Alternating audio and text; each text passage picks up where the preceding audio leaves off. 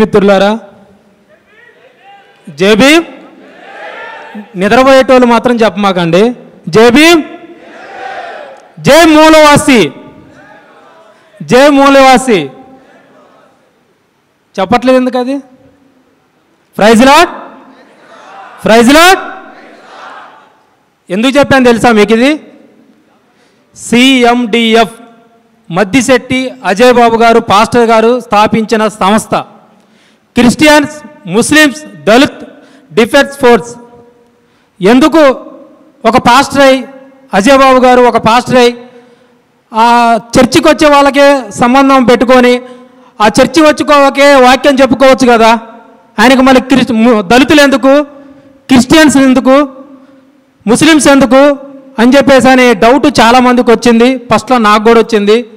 కానీ ఆయన దగ్గర నేర్చుకున్నది ఏంటంటే ఈ భారతదేశానికి మనం మూలవాసులం అనేది బాగా చెప్తారు అజయ్ బాబు గారు. ఈ దేశానికి మూలవాసులం మనం, ఈ దేశానికి బొవ్వ పెట్టింది మనం అని చెప్పేసి అది బలంగా చెప్తారు అజయ్ బాబు గారు.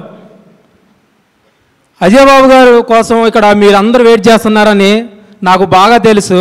కానీ ఆ మనిషి ఈ లైవ్లో చూస్తుండే అక్కడ ఎంత బాధలో ఉన్నాడు తెలుసా, ఏడుస్తుండే అక్కడ. నేను చెప్తున్నా, ఈరోజు మీరు ఒక గదిలో కూర్చోబెట్టారని చెప్పేసి అని మీరు మురిసిపోతున్నారేమో. అదే మనిషి ఇంకా కొన్ని రోజుల్లో కొన్ని వేల కోట్ల మంది జనాలలో నడుచుకుంటూ పోతాడు. కబద్దారు చెప్తున్నా, మీకు ఏమనుకుంటున్నారో.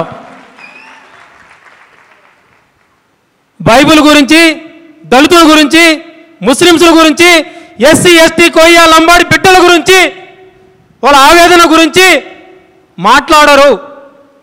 వాళ్ళ మీద దాడులు జరిగితే మాట్లాడరు. వాళ్ళ మీద ఆడబిడ్డలు కొంగులు పట్టుకొని లాగితే మాట్లాడరు. దళితుల నోట్లో మూత్తం మాట్లాడరు. ముస్లింస్లు టోపీలు పెట్టుకుంటే ఏళన చేస్తున్నా మాట్లాడరు. కానీ అజయ్ బాబు అని ఎలాంటి తోడు తెలుసా? నేను దగ్గర నుంచి చూస్తాను కదా.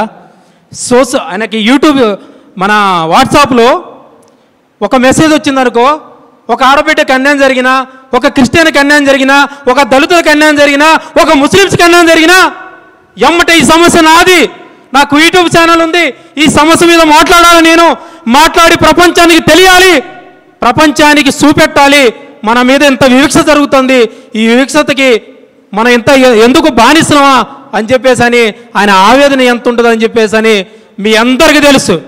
ఇక్కడ నాకు తెలిసి సగం మందికి అజయ్ బాబు గారు తెలియదు. యూట్యూబ్లో చూశారు కాబట్టి, లైవ్లో మాత్రం ఎవరూ చూడలే. ఇక్కడ ఆయన కోసం వచ్చిన వాళ్ళు ఎంతమంది కూడా ఉన్నారు చూడండి. వాళ్ళు మొత్తం లేచింది ఆయన కోసం వచ్చిన వాళ్ళు. ఎక్కడి నుంచి? తెలంగాణ, ఆంధ్ర, కర్ణాటక, తమిళనాడు, కేరళ నుంచి కూడా ఎన్నో ఫోన్లు, ఎన్నో రకమైన జనాలు ఏడుస్తున్నారు ఈ ప్రోగ్రాం చూసుకుంటా.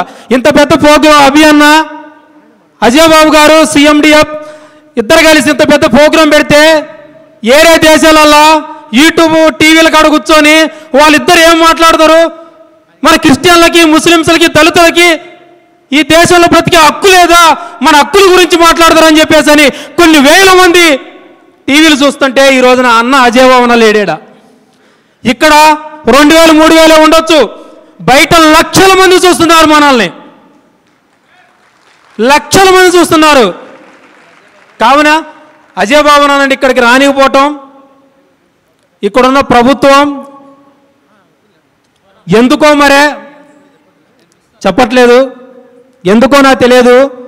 దక్షిణ భారతదేశంలో యూట్యూబ్ ఛానళ్లలో 3వ స్థానాలలో ఉండు అజయ్ బాబు అన్న.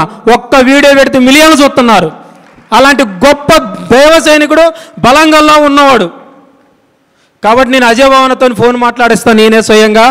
ముందుగా ఈ వేదికని పర్మిషన్ తీసుకున్న నరేష్ అన్న టీము, మళ్ళీ పోతే మన లాయర్ ప్రశాంత్ గారి టీము ఎంతో కష్టపడి మన పర్మిషన్ కోసం ఇంకా గంటలో కూడా క్యాన్సిల్ అయ్యిద్ది అని చెప్పేసి అన్నప్పుడు రూమ్లో కూర్చొని అభి అన్న కానీ మేము కానీ ఎంత టెన్షన్లో పడ్డామో ఆ దేవుడు మనల్ని కరుణించిండు.